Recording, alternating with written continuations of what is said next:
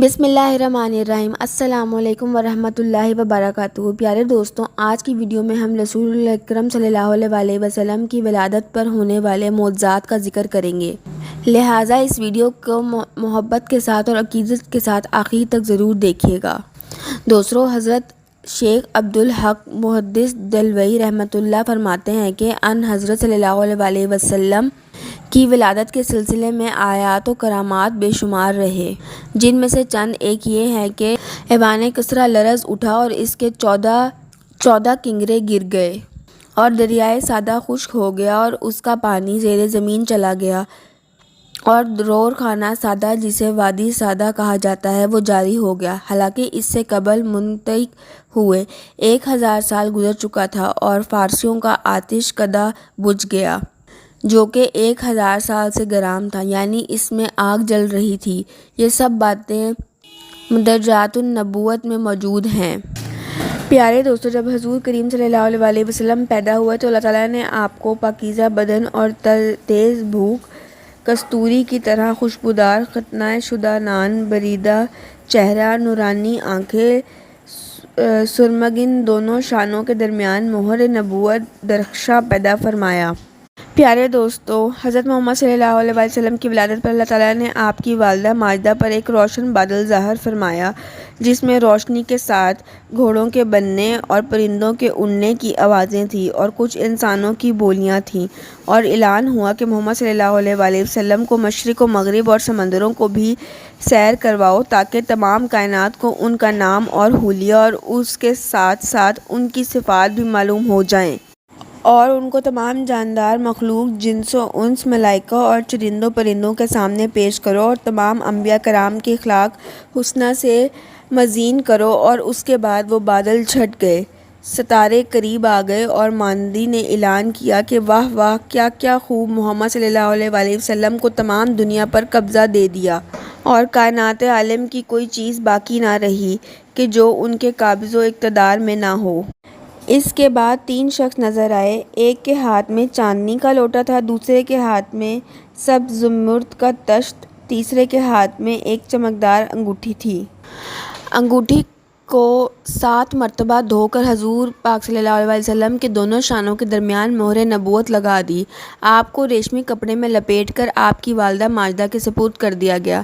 پیارے دوستو، ولادت شریف کے وقت غیب سے عجیب و غریب امور ظاہر ہوئے، اور آپ صلی اللہ علیہ وسلم کے نور سے حرم شریف کی پشت زمین اور ٹھیلے روشن ہو گئے، اور آپ کے ساتھ ایک ایسا نور خارج ہوا کہ شام کے محلات نظر آ گئے، اور آسمانوں پر پہلے شیاطین چلے جاتے تھے اور کاہنوں اور بعض مغیبات کی خبر دے دیتے تھے، اور وہ لوگوں کو کچھ اپنی طرف سے ملا کر بنا دیتے کرتے تھے، لیکن حضور کریم صلی اللہ علیہ وسلم کی آمد سے آسمانوں میں ان کا آنا جانا بند ہو گیا، اور آسمانوں کی حفاظت شہاب ثاقب سے کر دی گئی، تو اس طرح وحی اور غیر وحی میں غلط مہلت ہو جانے کا اندیشہ جاتا رہا۔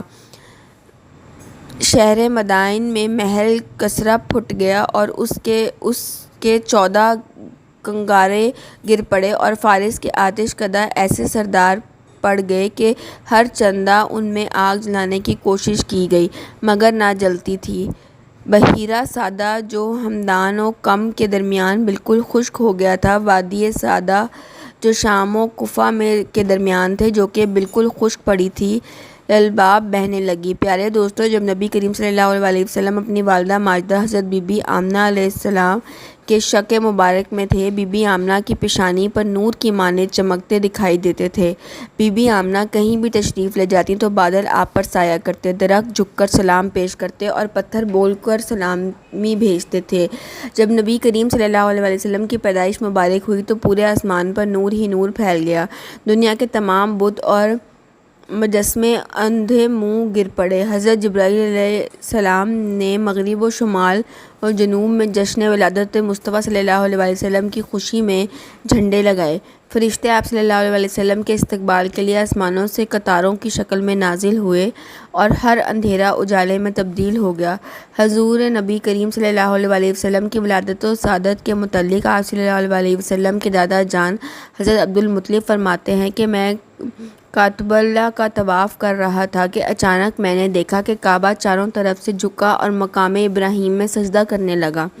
دوران کعبہ سے تکبیر کی صدائیں سنائی دے رہی تھیں اور پھر میں نے دیکھا کہ کعبہ سیدھا کھڑا ہوا اور اس کے اندر سے آوازیں آئیں۔ ترجمہ: سب تعریفیں اس اللہ کے لیے ہیں جس نے مجھے محمد صلی اللہ علیہ وسلم کے ساتھ مخصوص فرما دیا۔ حضور سرور کائنات صلی اللہ علیہ وسلم کی دادا جان فرماتے ہیں کہ میں نے ارکان کعبہ کو آپس میں ایک دوسرے پر سلام بھیجتے ہوئے سنا۔ جب میں باب صفا سے باہر کی جانب گیا تو زمین کی ہر چیز مجھے تکبیر و حمد کرتے دکھائی دی۔ پھر میں نے یہ آواز سنی کہ رسول اللہ صلی اللہ علیہ وسلم یعنی تمہارے پاس رسول صلی اللہ علیہ وسلم تشریف لائے ہیں۔ جب میری نگاہ بتوں کی جانب مرکوز ہوئی تو سب کے سب اوندھے منہ گرے پڑے تھے۔ رسول خدا صلی اللہ علیہ وسلم کے دادا جان کہتے ہیں کہ یہ سب کچھ دیکھ کر مجھے شدید حیرت ہوئی اور میں اپنی آنکھیں ملنے لگا کہ شاید میں کوئی خواب دیکھ رہا ہوں، مگر یہ حسین منظر حقیقت تھا۔ اور اس کے بعد جب میں اپنے گھر میں پہنچا تو میں نے گھر کے اطراف میں عجیب و غریب نورانی پرندے طواف کرتے دیکھے جو کہ فرشتے تھے۔ گھر کے اندر سے مشرق و عنبر سے بھی میٹھی میٹھی خوشبو آ رہی تھی۔ میں نے دروازہ کھٹکھٹایا تو میری بیٹی آمنہ تشریف لائیں اور دروازہ کھولا۔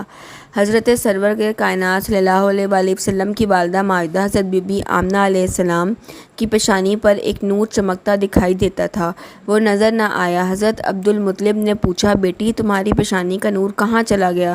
تو بی بی آمنہ سلام فرمانے لگیں، اور میرے بابا، اب کچھ دیر پہلے میں نے ایک بچے کو جنم دیا ہے۔ نور میرا بیٹا ہی تھا جو اب دنیا میں تشریف لا چکا ہے، اس لیے پیشانی پر وہ نور دکھائی نہیں دے رہا۔ پیارے دوستو، حضور سرور کائنات صلی اللہ علیہ وسلم کی پیدائش ایک معجزہ تھی۔ آپ کی والدہ کو بچہ پیدا کرتے وقت کسی قسم کی تکلیف محسوس نہ ہوئی۔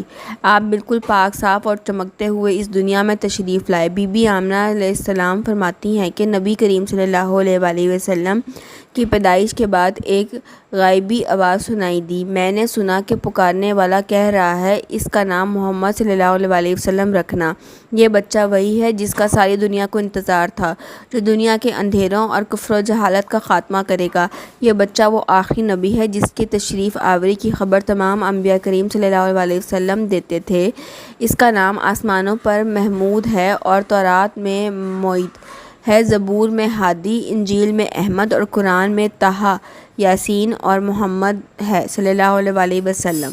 پیارے دوستوں، ہمیں امید ہے کہ ہماری آج کی ویڈیو آپ کو ضرور پسند آئی ہوگی۔ ویڈیو کو لائک کیجیے، شیئر کیجیے۔ اللہ نگہبان۔